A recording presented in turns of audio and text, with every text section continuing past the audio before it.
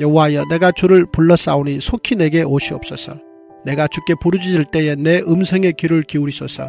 나의 기도가 주의 앞에 분향함 같이 되며 나의 손드는 것이 저녁 제사같이 되게 하소서. 여호와여, 내 입에 파수꾼을 세우시고 내 입술의 문을 지키소서. 내 마음이 악한 일에 기울어 죄악을 행하는 자들과 함께 악을 행하지 말게 하시며 그들의 진수성찬을 먹지 말게 하소서. 의인이 나를 칠지라도 은혜로 여기며 책망할지라도 머리에 기름같이 여겨서 내 머리가 이를 거절하지 아니할지라. 그들의 재난 중에도 내가 항상 기도하리로다. 그들의 재판관들이 바위 곁에 내려 던져졌도다. 내 말이 달모로 무리가 들으리로다. 사람이 밭가라 흙을 부스러뜨림같이 우리의 해골이 수월 입구에 흩어졌도다. 주 여호와여, 내 눈이 주께 향하며 내가 주께 피하오니 내 영혼을 빈궁한 대로 버려두지 마옵소서. 나를 지키사 그들이 나를 잡으려고 놓은 올무와 악을 행하는 자들의 함정에서 벗어나게 하옵소서. 악인은 자기 그물에 걸리게 하시고 나만은 온전히 면하게 하소서. 네, 성경을 우리가 보면 성경에는 세상이라는 단어가 나옵니다. 예를 들어서 하나님이 세상을 이처럼 사랑하사 자기 독생자까지 주셨다라고 얘기를 하죠. 그러니까 여기서 이제 세상이 나옵니다. 그런데 여기서 세상이라는 단어는 하나님이 아끼시고 사랑하고 구원을 원하는 존재로 나오죠. 그런데 우리가 얼마 전에 봤던 요한일서 2장 16절을 보면 또 뭐라고 얘기하냐면 너희는 이 세상과 세상에 있는 것들을 사랑하지 말라고 해요. 그러니까 세상이라는 같은 단어를 쓰는데 성경이 말하는 자세가 180도 다른 거예요. 어디서는 세상을 이처럼 사랑하사라고 얘기하고 또 어디에서는 세상을 절대로 사랑하지 말라는 거예요. 그러면 이것을 어떻게 해석할 것인가? 우리가 오해하지 말아야 될 게 성경을 보면 세상이라는 단어를 해석할 때 문맥에 맞게 이해해야 되는 문맥이 있는 거예요. 왜냐하면 성경에 나오는 세상은 세 가지 의미가 있기 때문입니다. 첫째로 성경이 말하는 세상은 하나님이 만드신 자연 만물 있죠. 이 지구 자체, 우주, 해와 달과 별들 이런 것들을 향해서 세상이라고 말해요. 둘째로 성경이 말하는 세상은 이 세상을 살아가고 있는 모든 인간들을 말할 때 세상이라고 말하는 거예요. 그런데 이 세상에 세 번째 의미가 있습니다. 그게 뭐냐면 이 땅의 세상이라고 말하는 거예요. 그러니까 하나님이 세상을 사랑하라 라고 할 때 그 세상은 사람 아니면 하나님이 만드신 자연 만물, 이게 하나님이 사랑하시는 세상이에요. 그런데 세상을 사랑하지 말아라라고 할 때 그 세상은 이 땅에 펼쳐진 사탄의 악한 제도나 생각, 다시 말해서 세 가지로 그냥 요약하시면 됩니다. 육신의 정욕, 안목의 정욕, 이생의 자랑. 이것이 바로 하나님이 사랑하지 말라고 하는 이 세상의 세 가지 본질이에요. 그런데 참 신기한 게 뭐냐면 하나님이 이 악한 세상을 말할 때, 절대로 사랑하지 말아야 될 세상을 말할 때 그 악한 세상은 우리 세상, 나 바깥에 펼쳐져 있는 세상이 맞아요. 이걸 구조적인 악이라고 하는데, 예를 들면 롯이 아브라함과 살다가 소돔과 고모라라는 도시로 이사를 했어요. 그런데 성경이 말하는 게 뭐냐면 롯이 이미 구조적으로 악하게 짜여진 도시 안에 들어가서 매일 악한 것을 보고 매일 음란한 것을 보고 듣고 맛을 봤어요. 그런데 성경은 이 아브라함이 그 안에서 롯의 심령이 상해버렸다고 얘기를 합니다. 그런데 여기에서 그 구조적인 악, 소돔과 고모라 안에 들어가서 롯의 심령이 상했다고 했을 때 이 상했다는 말은 그 악한 도시 안에서 롯이 그들과 함께 동화됐다라는 거예요. 그렇죠. 부동산 투기하지 마라 아무리 얘기해도 대한민국이라는 구조 안에 들어가 있으면요, 여러분 부동산이 좋게 되어 있어요. 그럼 어쩔 수 없습니다. 제가 자주 말씀드렸지만 제 아버지의 가치관은 지극히 유교적이셨어요. 성경적이거나 그리스도인적이 아니라 유교적인 부분이 있었습니다. 그래서 일어난 일이 뭐냐면 유교는 그 어떤 것보다 효를 강조하게 하잖아요. 그래서 유교는 살아있는 날 동안 절대로 부모를 못 떠나게 만들어요. 절대로. 그리고 심지어는 제사를 통해서 죽어서도 부모를 못 떠나게 만들어요. 내 아내가 가슴에 상처를 입고 내 아내가 이제 정말 힘든다 할지라도 돌이라는 이유로 그 상처를 외면하게 만드는 거죠. 그런데 성경은 분명히 결혼하면 부모를 떠나 아내와 한 몸이 되라고 얘기를 하거든요. 그런데 제 아버지는 결국 부모님이 살아계시는 날 동안 부모를 못 벗어났어요. 그래서 젊은 날 제 어머니를 정말 외롭게 만들었어요. 그래서 제가 한때 제 아버지를 정말 많이 정죄를 했어요. 그런데 제가 지금에 와서 생각을 해보면 제 아버지가 자라왔던 환경이라는 게 유교가 완전히 장악한 시골 사회였어요. 구조 자체가 그랬습니다. 말하고 듣고 1년 365일 내내 듣고 보는 게 유교적인 가치관이었어요. 명절은 어떻습니까? 명절은 더했습니다. 그냥 제 아버지가 명절에 제사 안 드린 것만 해도 엄청난 일이었어요. 그냥 보고 듣는 게 유교적인 가치관과 구조였어요. 그래서 제 아버지가 비록 성경을 배우고 목회를 하셨지만 거기서 완전히 벗어나지 못하는 연약함은 있을 수밖에 없는 거죠.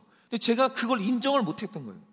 만약에 아버지와 저의 입장이 바뀌어서 아버지가 신앙의 3세대였고 제가 신앙의 2세대였다라고 하죠. 그러면 나는 그 유교적인 구조에서 완전히 벗어날 수 있었을까? 그건 저도 안 돼요. 그건 저도 불가능해요.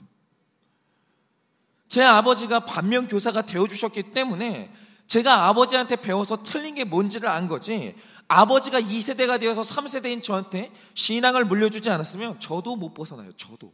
그건 불가능하죠. 세상에는 그런 구조적인 악이 분명히 존재합니다. 그런데 성경이 말하는 바 세상은 우리가 사랑하지 말아야 될 세상은 바깥에만 있는 게 아니라는 거예요. 성경이 말하는 바 육신의 정욕, 안목의 정욕, 이생의 자랑이라는 이 지극히 사랑하지 말아야 될 세상이 우리 안에 있다고 분명히 성경이 말하고 있는 거예요.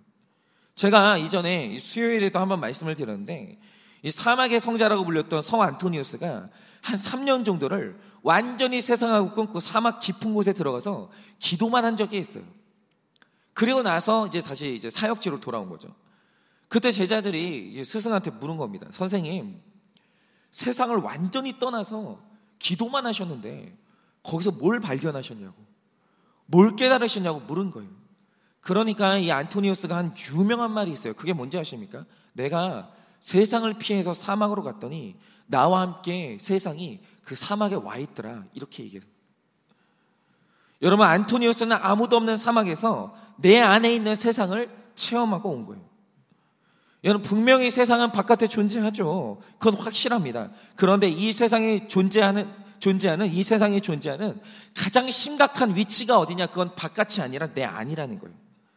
제가 오늘 이 말씀을 왜 드리냐고 하면, 여러분이 읽으신 시편 141편을 보면 이게 주일 본문이죠. 140편하고 연동이 돼 있어요. 이 두 편의 시가 가진 주제가 뭐냐? 그게 바로 우리를 흔들고 있는 악이에요. 그런데 오늘 이 시를 지은 시인이 다윗인데, 다윗이 정말 감각이 있는 사람이에요. 균형 감각이. 왜 그러냐면 140편에서 다윗은 내 바깥에 존재하는 악으로부터 나를 좀 보호해달라고 그렇게 얘기를 해요. 그렇죠. 여러분, 다윗이 10년이라는 기간 동안 도피 생활을 하고 심지어 블레셋의 아기스에서는 미친 연기까지 해가면서 생존을 위해 몸부림을 쳐야 됐어요. 그런데 다윗이 그렇게 힘들었고 다윗이 그렇게 생명의 위협을 느꼈던 이유가 뭡니까? 내 바깥에 존재하는 악, 사울이 다스리는 세상 때문에 그랬던 거예요. 그런데 다윗이 정말 놀라운 게 뭐냐면, 만약 진보주의자들이 말하는 것처럼, 저는 진보 안에도 배울 게 있다고 생각하고 보수 안에도 배울 게 있다고 생각하지만, 만약 진보주의자들이 말하는 것처럼 다윗이 당하는 고난의 원인이 오로지 구조적인 악에 있었다라고 하면, 다윗이 정말 그렇게 생각했다라고 하면, 다윗은 사는 날 내내 세상과 권세자들을 원망해야 돼요. 그들을 증오하면서 그 분노를 담아서 사울을 암살하고 사회체제를 전복시키는 게 답이죠. 그게 답이에요. 그리고 실제로 다윗은 사울을 죽일 기회가 여러 번 있었습니다. 그런데 이상한 게 뭐냐면, 다윗은 그 힘든 가난과 고난 중에서도 사울을 원망하지 않는 거예요. 이건 종교적인 이유로 그런 게 아닙니다.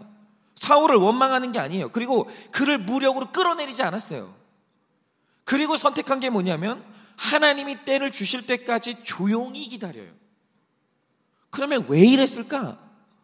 이유가 뭐냐면, 우리가 다 알듯이 다윗의 인격이 뛰어나서 그랬던 건 절대로 아니에요. 다윗도 혈기가 있었고 음란이 있었고, 다윗은 굉장히 악한 사람입니다.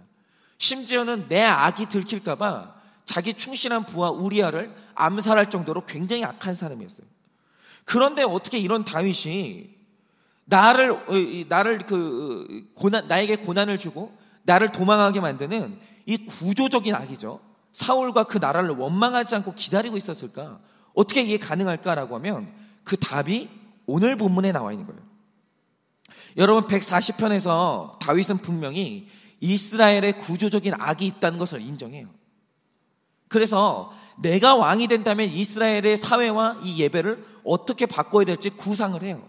그런데 오늘 말씀 시편 141편을 보면 놀랍게도 이 다윗은 개혁해야 될 진짜 악한 세상은 내 안에 있다라는 것을 발견하는 거예요.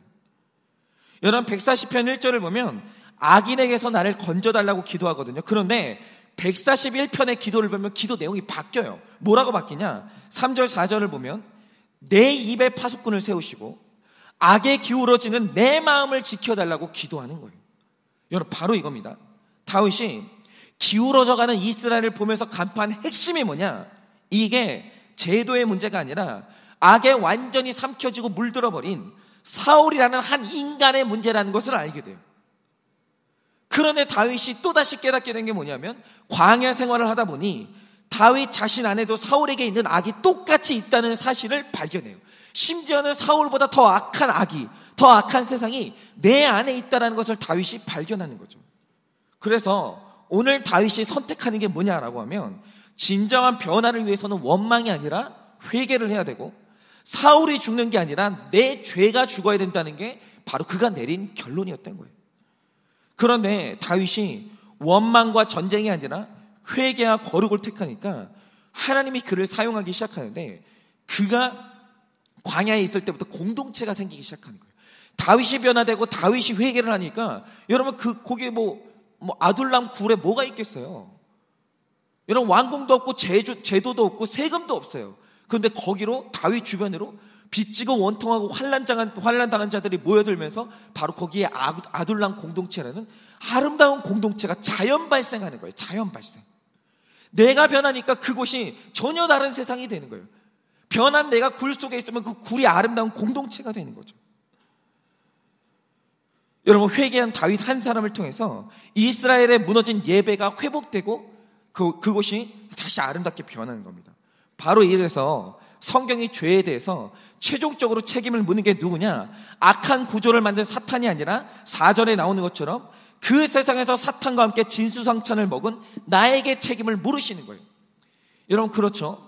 여러분 아담과 하와가 타락을 할 때 분명히 그곳에는 구조가 있었어요. 선악과가 분명히 존재했고 그 선악과를 먹으라고 유혹하는 사탄이 있었어요. 그런데 재미있는 것은 하나님이 선악과도 패하시고 유혹한 사탄도 벌하셨어요. 그런데 그것을 수용한 아담과 하와도 벌하셨어요. 여러분 다니엘의 경우를 보세요. 그가 바벨론이라는 거대하고 견고한 구조적 악에 갇혀 있었어요. 그리고 어느 날은 그 사회가 제공하는 이 만찬을 먹으라고 요구를 받았어요. 여기서 만찬은 다분히 상징적인 겁니다. 여러분 그 순간 바벨론의 만찬을 먹고 그 세상을 내 세상으로 소화시킬 것이냐 아니면 그것을 거부하고 구별된 사람으로 살 것이냐를 결정하는 것은 분명히 다니엘 본인의 선택이라는 것을 성경은 분명히 기록하고 있어요. 그래서 다니엘은 그 거대한 구조적인 악 가운데서 그 음식 먹기를 거부했어요. 그래서 성경이 못 박아 말하는 게 뭐냐면 회개가 아닌 다른 방법으로는 변화가 일어날 수 없다는 것을 분명히 말하고 있는 거예요. 여러분 내 인생이든 내 가정이든 사회든 원망을 통해서는 머리카락 한 올도 변화 안 돼요. 원망은 그 어떤 것도 변화시키지 못해요. 구조도 변화시키지 못하고 나도 변화시키지 못해요. 그러나 원망이 회개로 바뀔 때 나도 변화되고 내 환경도 변화된다는 거예요. 여러분 우리는 선택을 해야 됩니다. 원망하시겠습니까? 회개하시겠습니까? 여러분 파괴하시겠습니까? 거룩하시겠습니까? 부디 오늘 말씀의 다윗처럼 세상을 바꾸는 출발점이 나의 변화임을 깨닫고 거룩과 회개를 추구해서 진짜 변화가 일어나는 여러분의 인생이 되시기를 예수님의 이름으로 축원을 드립니다.